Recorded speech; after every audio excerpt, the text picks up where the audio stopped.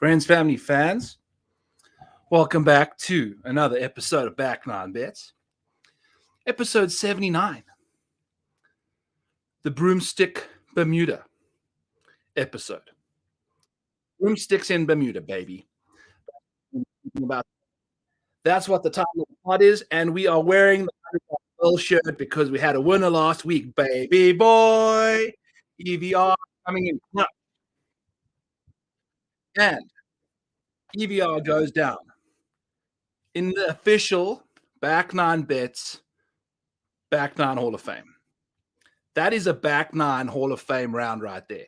A 28 on the back nine to win the tournament is incredible. So EVR, you biscuit, coming in clutch for us at 70-1. Shout out to pretty much all of golf gambling Twitter. We had EVR, but we're on the board. So $100 shirt is busted out and things are looking good over here on Back Nine Bets. Not only did we crush the outright, two of our three top 20s hit at plus 285 or plus 280 and plus 225. So we hit some big top 20 bets. So made money in that department and both our matchups cashed. So it was a good week for Back Nine Bets and breaking 100. Whoop, off to the races we go. So yes, Code Maniac over at rotoballer.com gets you 20% off. We're cooking with gas over there at rotoballer.com, folks. And you can use that Rotoballer code for the full Rotoballer package. I use it for NHL, and I've been dominating in NHL. I finally had my first losing week, won my money back already using the NHL stuff over there. So Rotoballer's got everything you could wish for. Also football, all that jazz, and the golf. So putting that out there, go grab some rotoballer.com stuff for a week, for the year, whatever your heart desires. We've got the Butterfield Bermuda Championship this week. We're pumped up into the show. I've spoken to like nobody all day, and now my first few words of the day are like into a microphone, camera, and I'm just out of whack. It's weird hearing my voice, and obviously I sound kind of sick, so I don't know what the hell's going on. But anyway, the Butterfield Bermuda Championship. This golf course has been played at 4 times. The PGA Tour can't seem to get shot link to these foreign destinations.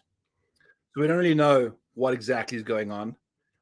When you pull up the whole proximities and back engineer it, you never know which way this wind's blowing from. You never know which direction it's coming from or how strong it's blowing. And that changes the whole dynamic of the golf course. And to get into something that I wanted to mention before we really start talking about this event is the weather.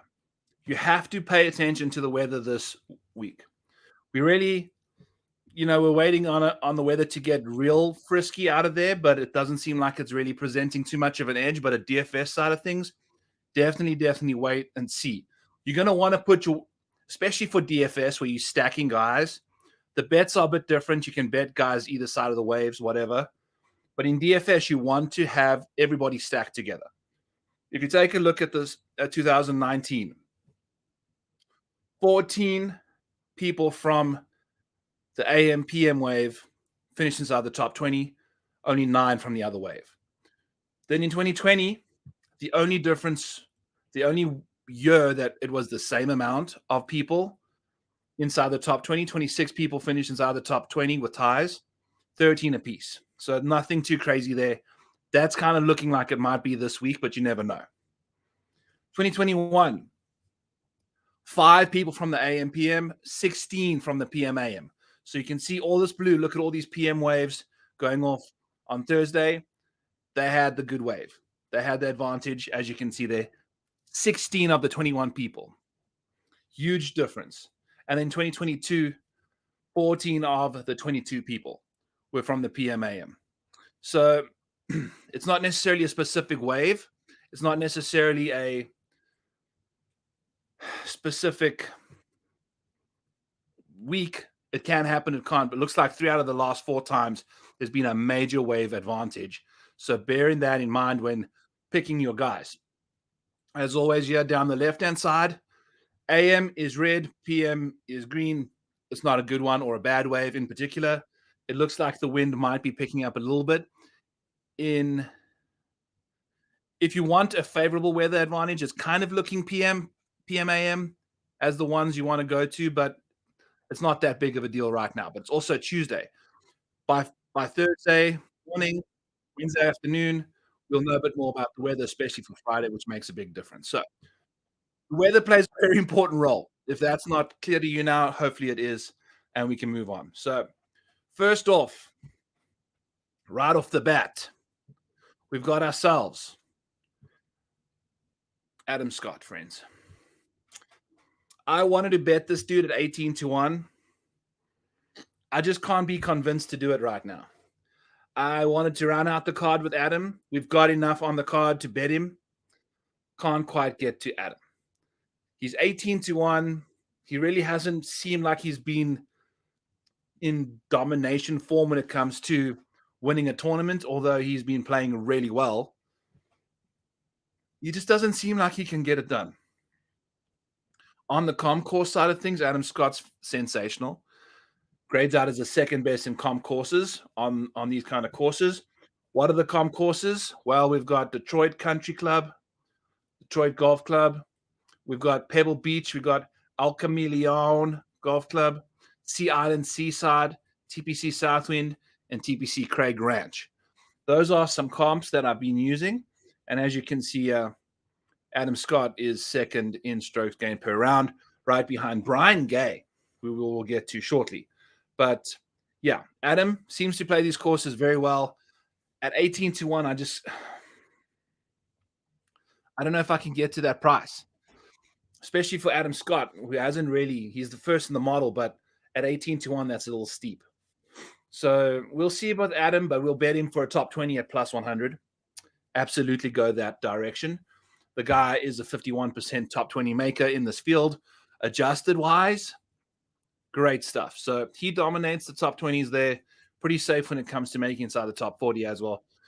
So I think Adam, solid play there if you're looking for a PM AM starter at $10,700. So we'll see what he can get up to.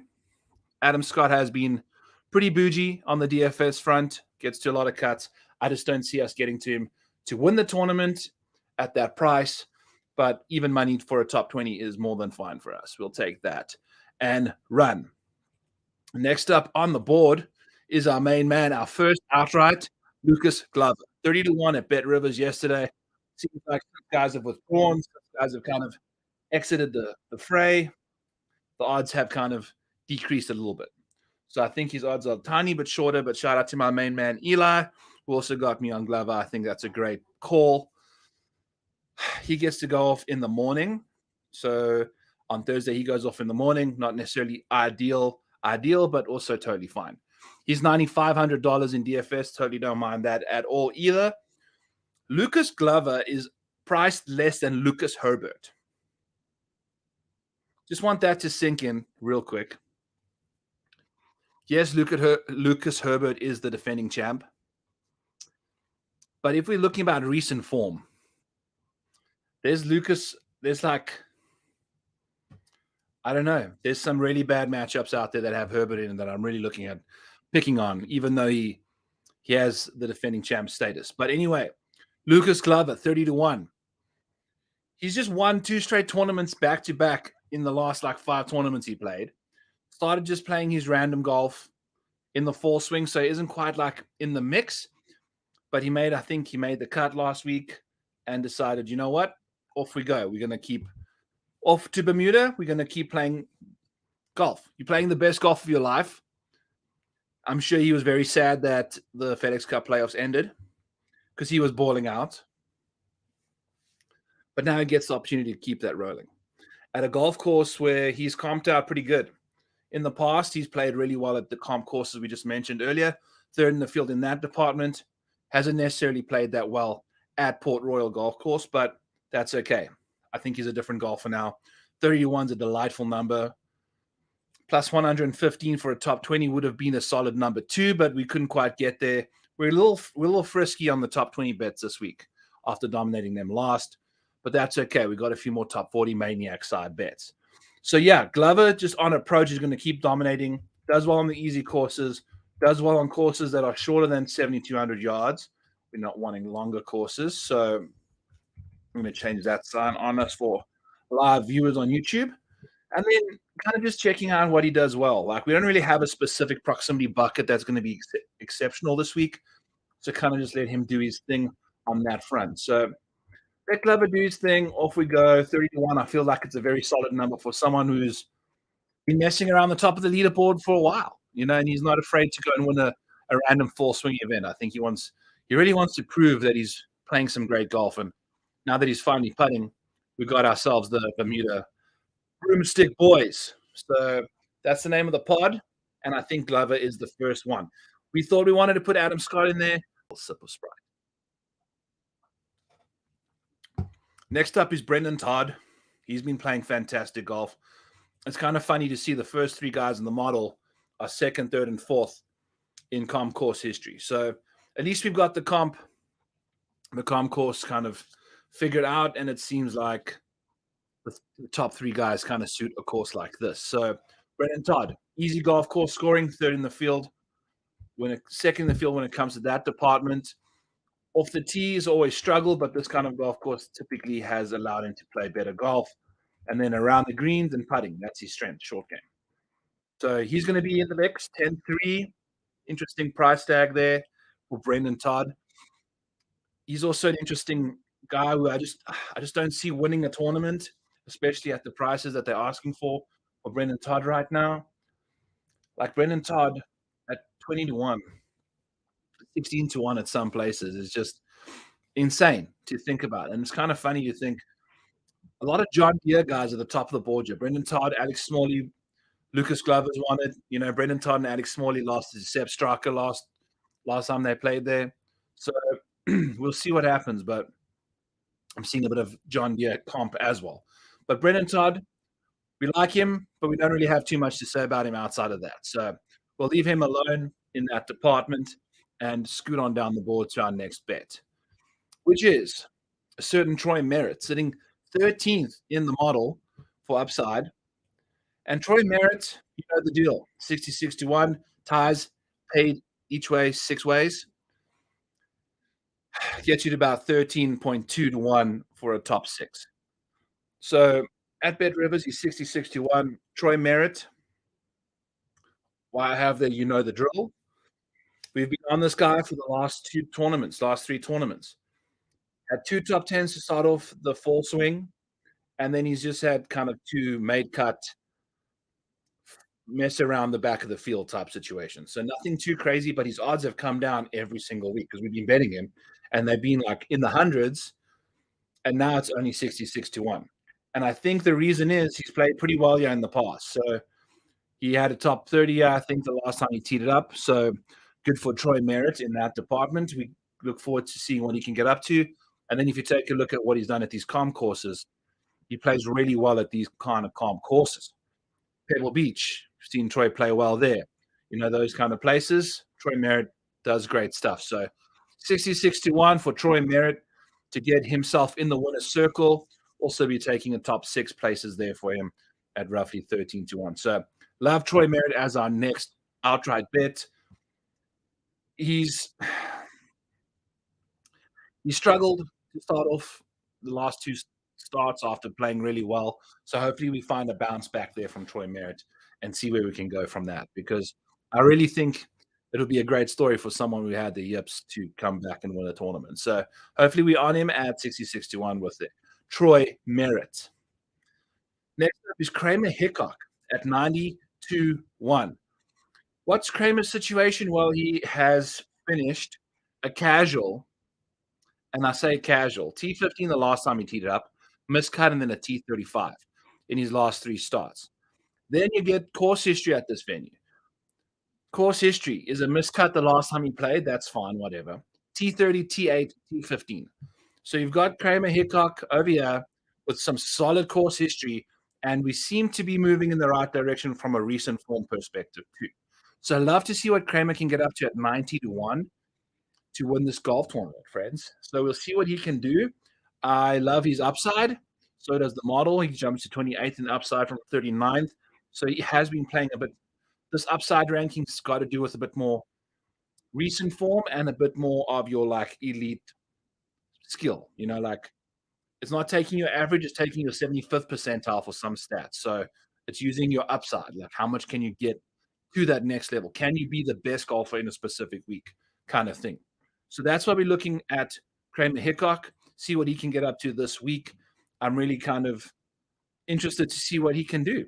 Got great course history here. So we'll see how that can unfold for the guy and go from there. Finally, 250 to 1 is Brian Gay. Mr. Bermuda himself, the Bermuda Prince, the King of Bermuda, whatever you want to call it, Brian Gay. It's going to be May. Brian Gay, baby. 250 to 1. And if you do that on Bet Rivers, you're getting a 50 to 1 top six. Brian Gay has got a T11, a T12, a T3, and a win in his 4 starts at this venue. He just loves this golf course. He just loves this golf course. So sign us up for Brian Gay at 250 to 1 and 50 to 1 for a top six. Let's go, baby. That's just delightful to me. It's a massive number on a guy that is obviously very comfortable around this golf course. He's frighteningly good at this venue. So we're going to roll with him. And then while we just add it, let's go. Brian Gay is going to be heavily invested in this week, and the model doesn't necessarily like him. As you can see, the upside rank is 25th when the actual baseline safety is 106. I had to edit this a little bit, so I made him a bit better. Because if you just look at what this guy's comp course history is like and the actual history, they're first in the field in both departments. So he just plays exceptional golf at these kind of venues, and it's exciting to see what this can happen. So a T40 at plus 165 is like, to me, it seems like a very safe bet. So I think I love that for Brian Gay, plus 165 for a top 40. In his 4 starts, exactly what Brian Gay's recent form is like right now, even on the senior tour. So he missed the cut at the WWT championship, whatever, last time he played. But on the Champions Tour, it's like T11, 5th, T10. So solid stuff. We'll see what he can get up to. But going back to Bermuda, that is exactly where Brian Gay feels comfortable. And it's just exactly what he does. So sign us up for some Brian Gay and a top 20 plus 500. That bet to me is one of my favorite. And I want to almost say, if Brian Gay finishes top 20, I'll give someone $100. I'll put another $20 on that. There we go. If Brian Gay finishes inside the top 20, I will put another $20 down and give the winner the 100, and off we go. So just comment down who your favorite golfer is going to be for the tournament and the favorite bet that you have that we're going to be going through here. Let me know which one is your favorite and maybe a little bit about Brian Gay. Hype the guy up. It's going to be so much fun to watch him play at this golf course again. So if he plays well this week, a top 5 at 50 to 1 and then a top 20 at 5 to 1 are 2 delightful numbers we've got on this guy. So even if he doesn't win, we're still going to do some serious, serious damage this week. Whew, that's got me a little out of breath just talking about Brian Gay. But yeah, he's our final ad. He's one of our favorite placement bets. We're getting plus money at a plus 165 for a top 40. That to me is just, whoo, baby, too sexy to pass up. So we got that, and then we got the top 20 at plus 500. So we'll see what Brian Gay can get up to. Let's go. We spoke about Adam Scott, plus 20, plus 100 for a top 20. He does it around about 50% of the time in this field, adjusted wise. So see what he can do. And then a T30 for Justin Lower at plus 125.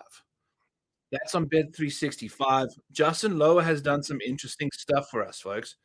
If you want to take a look at what he's been up to lately, Justin Lower has T41 and a T23, the last 2 full swing starts. So pretty close to flirting with that T30 there. And then his 2 starts he's had at Bermuda Port Royal Golf Course. It's a T8 and T17. So he loves this golf course. So give us a bit of leeway there on the top 20. We'll go to the top 30 because, typically he finishes in that T40 range. but at a golf course he really likes. Let's give ourselves a little bit more plus money there on a T30 side at plus 125. If you're feeling frisky, you can walk into that T20 range where I think you get a plus 250 or something like that. So nothing that crazy versus just going down to the plus 125 there for lower. He's not typically the most clutch guy in the world. We should see him get out to a quick early start. And then I think, according to his numbers, he typically drifts back to the pack. Yeah. So round one and round two, he's inside the top half of the field, and then really bad stuff when it comes to weekend play. So he struggles over the weekend. That's why we kind of like the top 30 at a course like this. So see what he can do for us. We like him a lot, and off we're going to go. Spoke about Kramer Hickok for a top 20. Let's do Kramer Hickok for a top 40 as well. I think he's got some interesting stats entering the week. Like we mentioned, 2 of his last 3 starts were top 40s, a T15 and a T35. So give us that along with this course history of these 3 top 30s in the 4 starts. I think his game's moving in the right direction, going to a course that we really can expect Hickok to bounce back to where he kind of feels comfortable. So sign us up for Kramer Hickok there. And then we've got a few more guys down here. We've got Russell Knox. We don't typically bet Russell Knox top 40s because he seems like he always pops in the model. And then you take a look at his top 40 rate, and it's just disgusting. But something about Russell Knox is just too difficult to pass up. And when you take a look at 2 of his last 4 starts on tour have been the top 40. They've actually been top 30s in those instances. And then his course history, a T49, not that bad the last time he played, but T12, T16, T11, the 3 before that. So pretty much 3 consecutive top 20s there in that stretch of play for old Russell Knox, going to a golf course he really likes. So give us plus money for a top 40. That's where Russell Knox tends to want to live these days anyway. So at a course that really suits his game, instead of kind of reaching for that top 20, we're going to go for a top 40 there in hopes that we just kind of catch that ceiling that's not necessarily as high as Russell Knox would like. And then Peter Malnati, a top 40 at plus 120 as well. These are all over at BetMGM. Ties paid in full. Peter Malnati has done some sensational stuff at this golf course as well.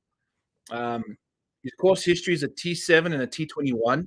So he's got 2 top 21 finishes in his 2 starts here.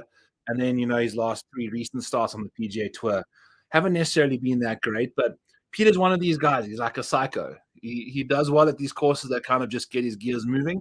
And I think Peter Malnati at plus 120 for a top 40 at a golf course that he's had 2 top 21s at seems like a fair number to me. So we're going to be leaning on quite a lot of course history for the top 40 bets that didn't quite get there.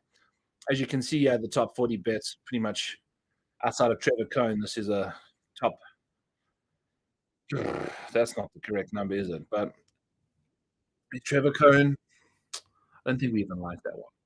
We are getting all lost in Forlornia. I think this is a top 20 number for Doug Gim as well. So we'll see what happens. But we've gone through all of our bets. Now we're going to kind of take a look at one more bet. Yeah, it's a matchup, and his name is Adam Scott over Lucas Herberry, aka Lucas Herbert.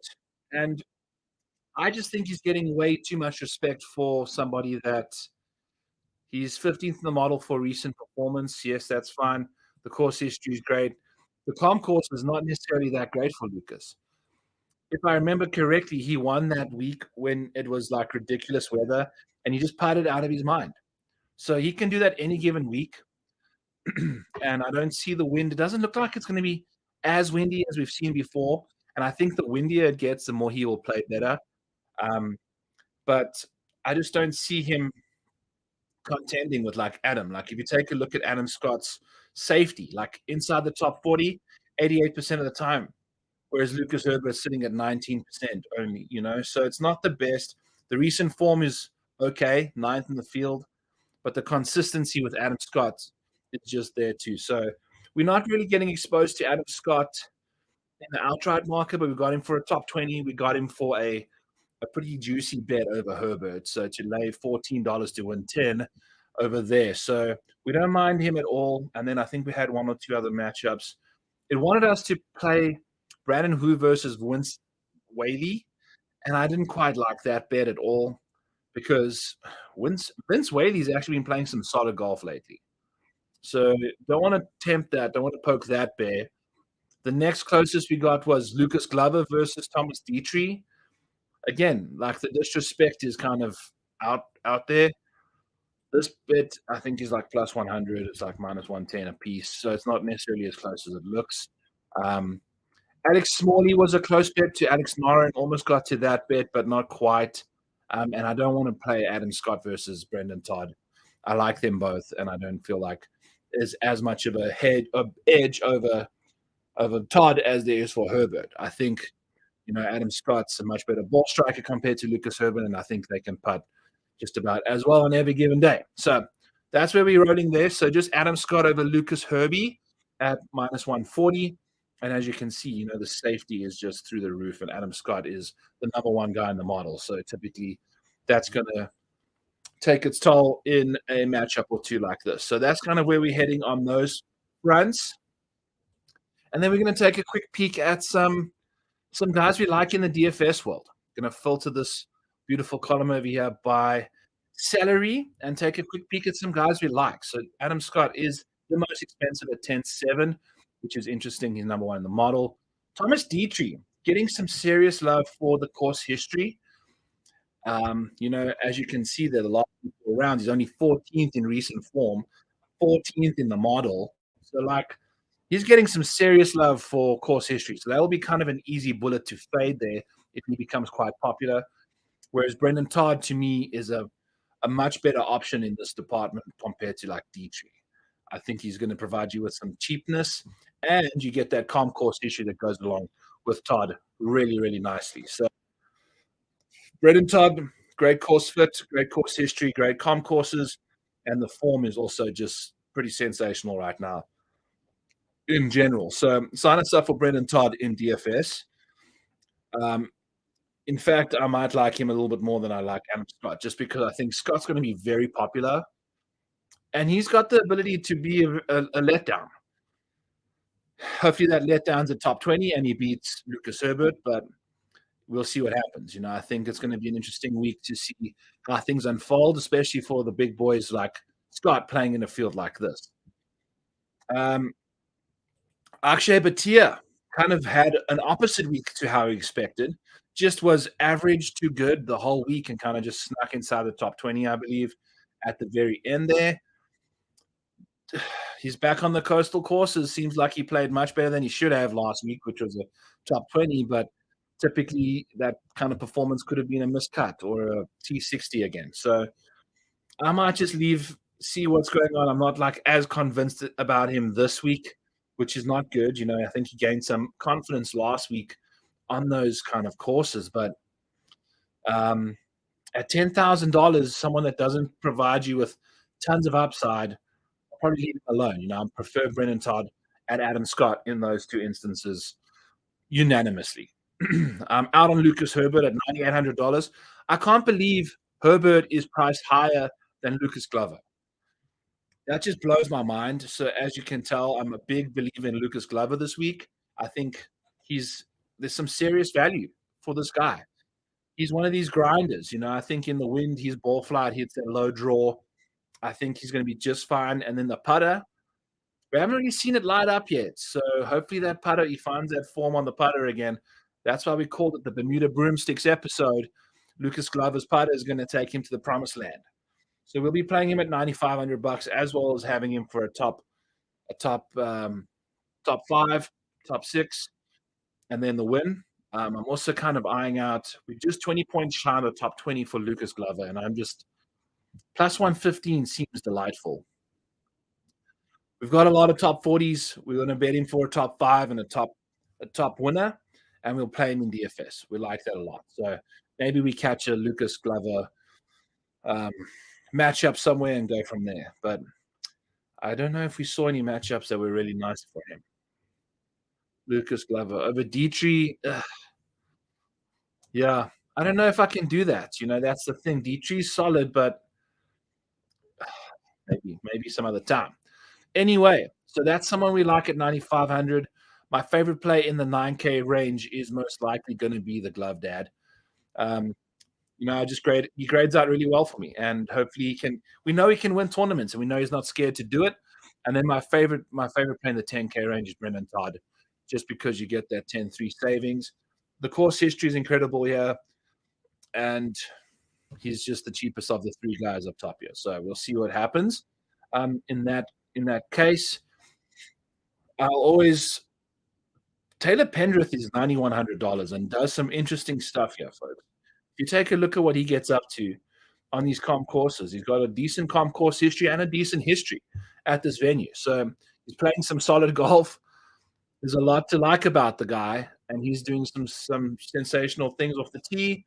As always, he's got that length, and then we'll see what he can get up to as the week unfolds. But problem with Pendrith is the weekend shenanigans. Hasn't quite been there over the weekend, even though he's got the kind of game to be around. So that's kind of been a bit of a problem, and it kind of makes me want to go towards Doug Gim instead, who doesn't like shy away from the weekend at all. Doug Gim, and he's also averaging more points than Taylor Pendrith quite easily. So that might not be a terrible pivot, actually. If Doug Gim, do we even have? We do ownership. Beautiful. Got my ownership in here. So Doug Gim is going to be. Oh yes, love Doug Gim as a pivot over Taylor Pendrith and Alex Smalley. Even though I think I'll be playing some Alex Smalley, I just love Smalley's upside and just couldn't get to him in any department in the betting market. Even though the models got him as fourth best at $8,900, so he'll definitely be a pivot play for us for sure. Not a pivot play, a DFS play. And then we're going to roll there. That gets us into the $8,900 range. So he's going to be one of the highest owned guys on the slate at $8,900, which is going to tell you a lot. And then it looks like Brendan Todd is one of the lower owned guys in the 10K range. Not that that makes that big of a difference, but just putting it out there. Lucas Glover, only 13% right now, too. That just looks like we're going to go all in on him a lot. If he's that kind of ownership, we could go heavily invest in Lucas Glover, even though he's not necessarily in the perfect wave. We're going to keep an eye on that still as we go along. So putting out some 8K feelers, Ryan Palmer has been doing some really interesting stuff. And if you take a look at his comp course history, he plays well on these shorter courses. I don't know why. And he's also played pretty well recently. If you take a look at what Ryan Palmer got up to in the last time he teed it up, he wasn't half bad. So sign us up for some Ryan Palmer. Definitely going to be in the mix in the DFS side of things. David Riley grades out so incredibly well. Just I don't ever trust him. I don't think he's going to pull through on a Sunday. If you ever need to, even though Ryan Palmer's the same guy, you're getting a massive discount on ownership there. Nick Hardy, interesting situation along with Mark Hubbard. I think I like Alex Smalley in this range pretty much as my favorite top end 8K guy. And Mark Hubbard's kind of been a little bit disappointing lately too. So we'll see. We'll ride out Ryan Palmer and go from there. Brandon Wu's going to be $8,100 and 14% owned, even though the model told us to bet him for a top 20 at plus 225. I don't know if I'm that big of a fan about Brandon Wu right now. His recent form is a little out there. It's not quite what we're looking for heading into the week, but if you're going to be looking for 8K golfers, he might be one of them. But if you're going to get someone who's got pretty much the same recent form as him coming into the week, MJ Duffy played pretty solid last week. $8,000, half the ownership. I think MJ's one of these really long hitting golfers on the tour that we can find success on a course like this. We've seen long hitters do well on this course before too, as well as the short hitters. It's just how you want to take the golf course apart. And MJ's definitely got that aside of the ownership discount you're going to be getting. So sign us up for some MJ, even though the upside hasn't quite been there. Brandon Wu does provide you with a bit of that. So if you're going to be playing him, ideally don't play him with too many other chalky people. In the 7K range, you know what we actually didn't even mention is I've got an outright on Lanto Griffin. That's not this week. We are all over the place here. Here's Lanta. Yeah, 65 to 1. We skipped. 66 to 1. Lanto Griffin. Let's talk about Lanto. Lanto freaking Griffin, folks. Who would have thought we'd mention his name on this pod? But look at this upside rank from 78th to 43rd when it comes to recent form and kind of popping a little bit. Um, he is looking really good right now. When it comes to recent form, he's playing some solid golf. He's done some great things recently, as you can tell by his 28th ranking in the last 24 rounds. And it's mostly got to do with his around the green and putting. At this golf course, you got two options. You got a ball striker to death with distance, or you just have a sensational short game. And I think Lanto's got that. He's going to be chipping and putting like crazy. And if it gets windier and windier, then Lanto Griffin is right in the mix. 66 to 1 is Lanto Griffin. I think he played pretty nicely. He had like a really good result recently too. So I want to make sure that I'm not talking absolute garbage, but I think Lanto has done some solid stuff. The T13 at the Shriners, a T54 at the Worldwide Technology Championship, and a T28 at Sanderson Farms. Most of it done on the short game side of things when we did have shot link technology there, but he's moving in the right direction. So a course like this that's shorter, you can potentially see guys get away with really good short games. That could bleed over into the rest of their game. You know, if a good short game starts inspiring your irons and things like that, off you can go. So Lanto at 66 to 1.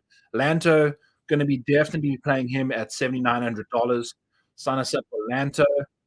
Kevin Yu is always a golfer we want to play in DFS. He just makes a ton of birdies, even though his model rankings is just too high when it comes to his ball striking metrics. You know, they're just impressive, and it skews his model rankings all the time. So off the tee, he's sensational, and he's played really well at this venue before as well. So he's got a bit of upside there, but he has not been playing very well lately. So we'll see what Kevin can get up to. Even though he makes tons and tons of birdies, he can make tons and tons of bogeys at the same time. So bear that in mind when playing this guy. He's also rather popular. We'll see what cooks there. Troy Merritt, always going to be playing him at $7,800 in the 7K range for sure. He's got that upside there. Justin Lower is going to be really, really. I think he's going to be one of the most owned guys in this field, especially with that course history, especially with price tag. We'll see. Maybe we just bet that top 30 at plus 125 and then go from there because that can get you out of all of that ownership. But if you also like Justin Lower at $7,600, go there too.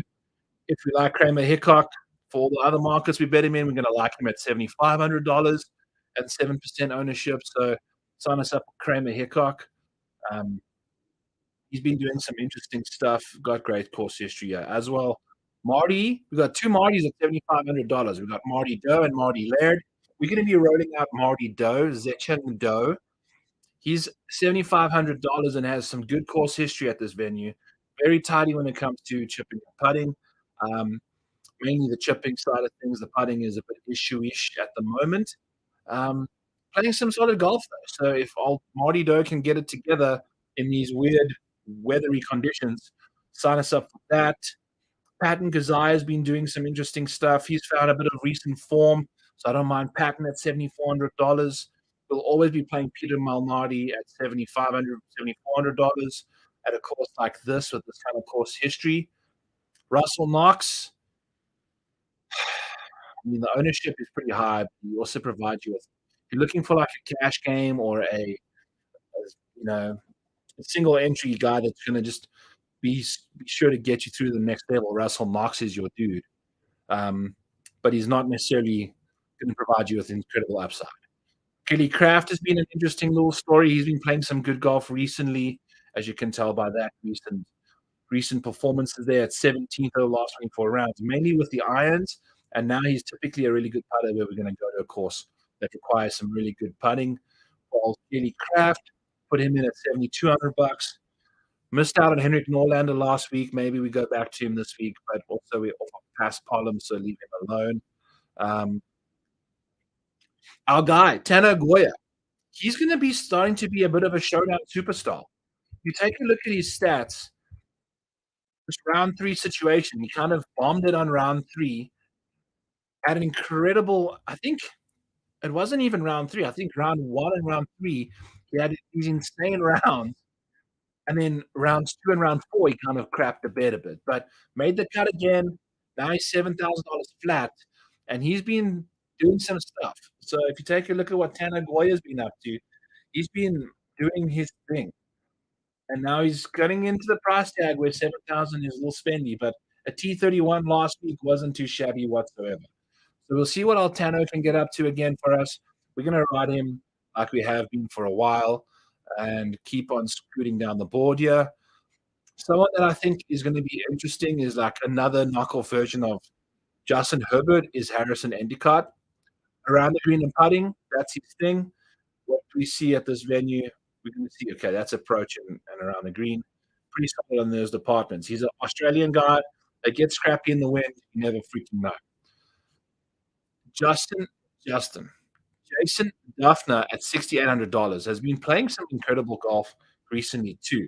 This four swing, old Duff Daddy, has been quite sensational for his standards, and I think going to a course that's not going to punish his lack of distance as much, we're looking okay.